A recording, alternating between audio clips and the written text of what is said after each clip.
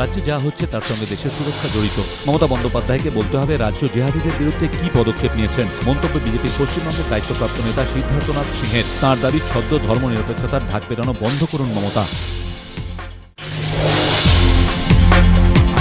SAARC শীর্ষ সম্মেলনে যোগ দিতে নেপাল পৌঁছলেন প্রধানমন্ত্রী। দুই দেশের মধ্যে দ্বিপাক্ষিক সম্পর্ক নিয়ে নেপালের প্রধানমন্ত্রী সুশীল কোইরালার সঙ্গে বৈঠক করবেন নরেন্দ্র মোদী। আজ কাঠমান্ডু ও নয়াদিল্লির মধ্যে বাস পরিষেবার সূচনার পাশাপাশি সেখানে একটি হাসপাতালেরও উদ্বোধন করবেন প্রধানমন্ত্রী। এর আগে মোদী জানিয়েছিলেন প্রতিবেশী রাষ্ট্রগুলির সঙ্গে সম্পর্কের বাঁধনকে আরও মজবুত করাই তাঁর সরকারের মূল লক্ষ্য। যদিও সার্ক সম্মেলনের ফাঁকে পাকিস্তানের প্রধানমন্ত্রীর সঙ্গে মোদীর সাক্ষাৎ হবে কিনা তা নিয়েও জল্পনা তুঙ্গে। প্রধানমন্ত্রীর জনকপুর, লুম্বিনী ও মুক্তিনাথ যাওয়ার কথা থাকলেও আপাতত তা বাতিল করা হয়েছে। ঠিক হয়েছে বুধবার ও বৃহস্পতিবার সার্ক সম্মেলনে অংশ নিয়ে দেশে ফিরবেন নরেন্দ্র মোদী।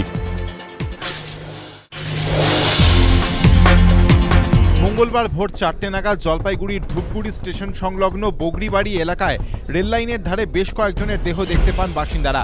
মুহূর্তে এলাকায় চাঞ্চল্য ছড়িয়ে পড়ে। খবর পেয়ে ঘটনাস্থলে যায় রেল পুলিশ। সেখান থেকে 4 জনের দেহ উদ্ধার করে তারা। ঘটনাস্থল থেকে গুরুতর জখম অবস্থায় এক ব্যক্তি ও এক শিশুকে উদ্ধার করে জলপাইগুড়ি হাসপাতালে পাঠানো হয়। সেখানেই ওই ব্যক্তির মৃত্যু হয়। শিশুটিকে জলপাইগুড়ি হাসপাতালে ভর্তি করা হয়েছে। কিন্তু কি করে এই ঘটনা ঘটল? ধন্দে পুলিশ। রেল পুলিশ ও ধূপগুড়ি থানার পুলিশ তদন্তে নামে। পুলিশ সূত্রে খবর, মৃতদের দেহে প্রচুর ক্ষতর চিহ্ন রয়েছে। তাদের পরিচয় এখনো জানা যায়নি। প্রাথমিক তদন্তের পর পুলিশের অনুমান মৃতরা সকলেই এক পরিবারের। তাদের ট্রেন থেকে ফেলে দেওয়ায় এই দুর্ঘটনা।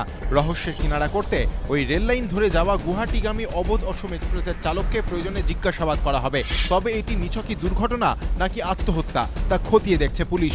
রেল লাইনের ধারে একসঙ্গে 5 জনের দেহ কি করে এলো তা নিয়ে এলাকায় রহস্য দানা বেঁধেছে।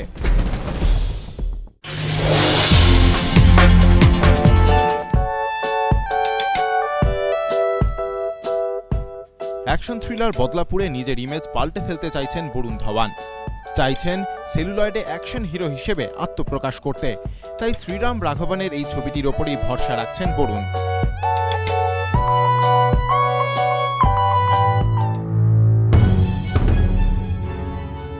मैं तेरा হিরো ছবিটির জন্য প্রচুর পরিশ্রম করেছিলেন জিমে। বদলাপুরের জন্য তার থেকেও বেশি পরিশ্রম করতে হয়েছে তাকে।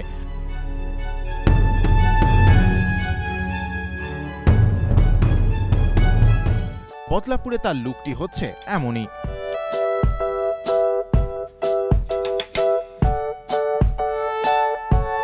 বদলাপুরে বরুণ ধাওয়ানের সঙ্গে রয়েছেন নওয়াজউদ্দিন সিদ্দিকী, হুমা কুরেশি, ইয়ামি গৌতম, রাধিকা আপ্তে, বিনয় পাঠক এবং দিব্যা দত্ত।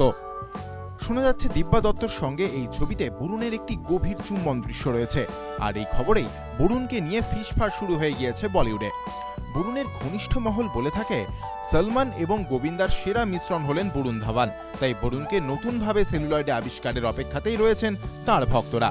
বদলাপুরের শুটিংয়ের জন্যই নাসিকের সংশোধনাগারে মহিলা আবাসিকদের সঙ্গেও দেখা করে এসেছেন তিনি। বদলাপুরের জন্য বরুণ নিজেকে কতটা বদলাতে পারেন সেটাই এখন দেখার।